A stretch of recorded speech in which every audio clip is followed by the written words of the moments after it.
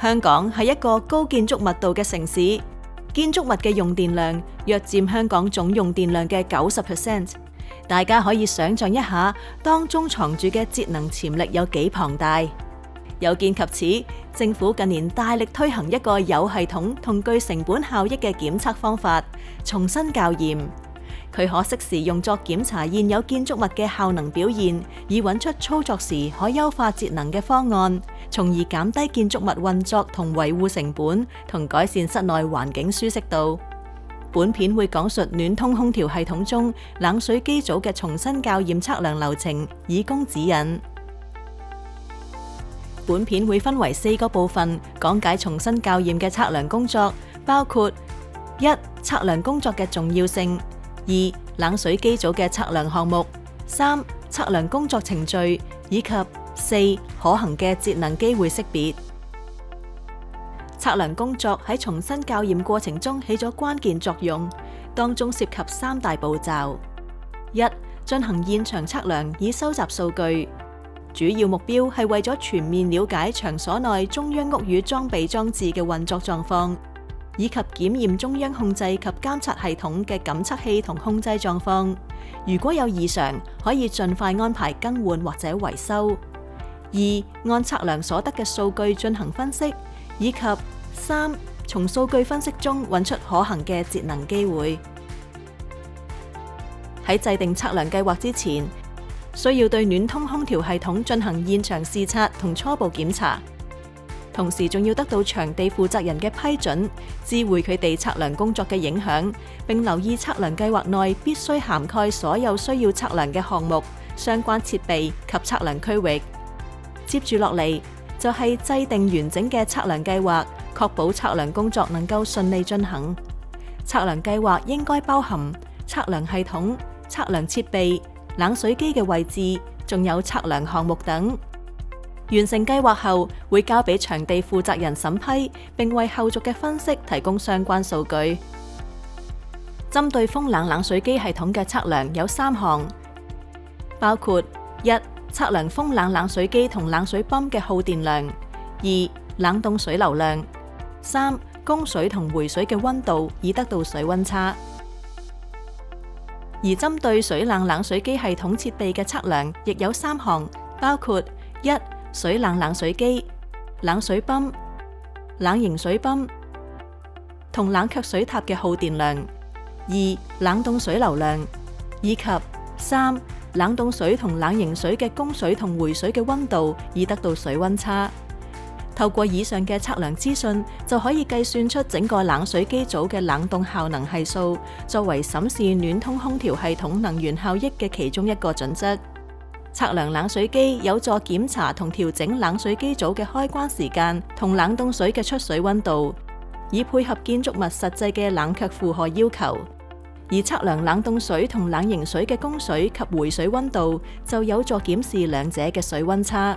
水溫差過窄，表示冷凍水同冷凝水嘅熱交換效能偏低，導致冷水機組嘅整體工作效率降低。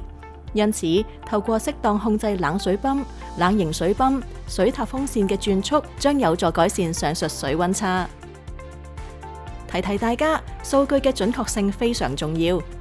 因為會直接影響到後續嘅數據分析同識別節能機會嘅可行性。因此，需檢視中央控制及監察系統嘅日誌記錄數據有冇異常，同當前運作狀況，包括冷水機組運作時間表、冷水機開關狀態、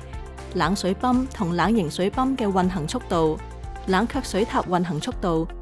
同埋差壓旁路閥門狀態等。常用嘅冷水機嘅測量設備有2類：一、水流量記錄儀及2、電力功率記錄儀。水流量記錄儀用於測量水壓同記錄水力系統壓差、流量同溫度，而電力功率記錄儀係一種便攜式電力品質分析儀，可以高精準咁測量單雙至3雙線路，所以具備對電力品質全方位分析嘅功能。請注意，所有記錄間隔可以參照機電工程處發布嘅重新校驗技術指引，或者按自身要求作調整，並根據自身情況使用唔同類型嘅感測器同記錄儀。完成測量前嘅準備工作後，重新校驗測量團隊會作內部溝通。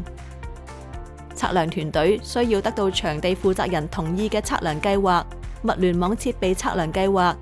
以及設備校準嘅證明書，先可以進行測量工作。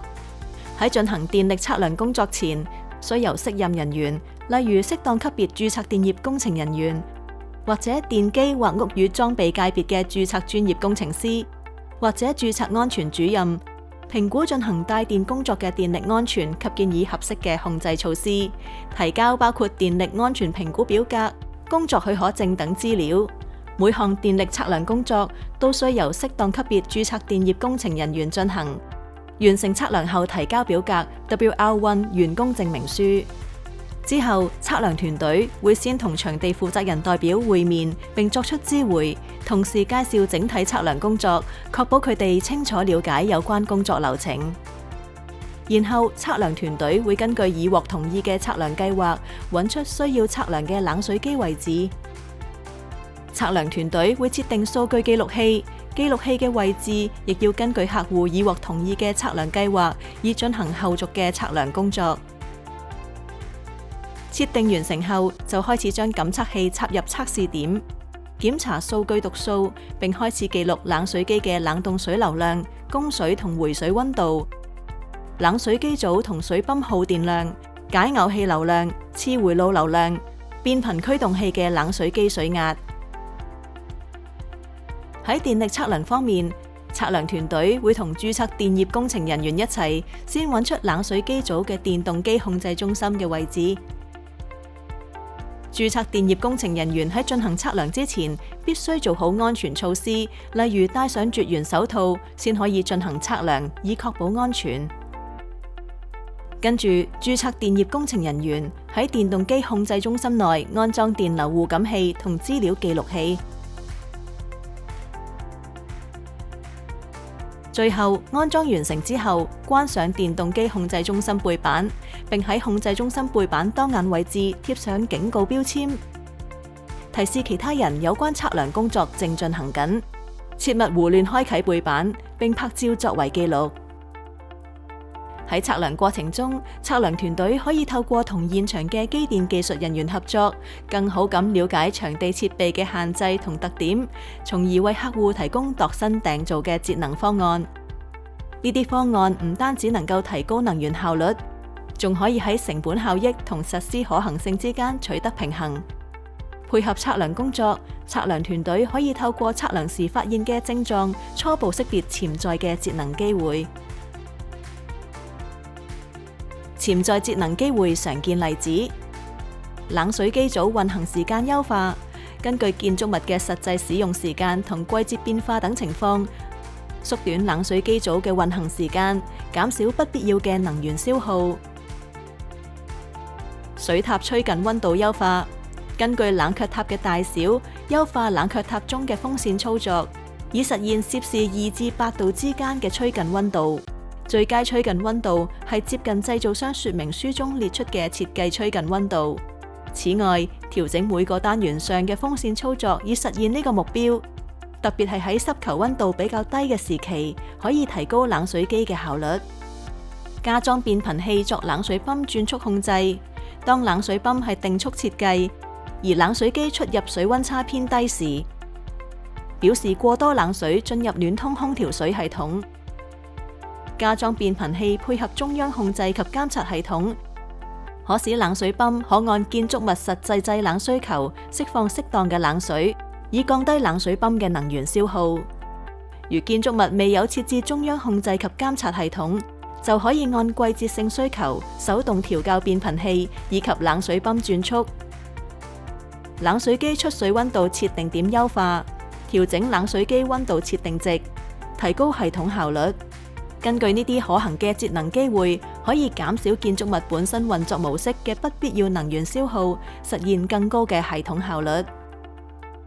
而測量團隊獲得有關數據後，喺後續就可以為場地負責人提供具體建議，幫助佢哋提升系統效率，以確保設備以最佳嘅狀態運作，以減低電力消耗，既慳電又慳錢。總結而言，重新校驗帶嚟多方面嘅好處。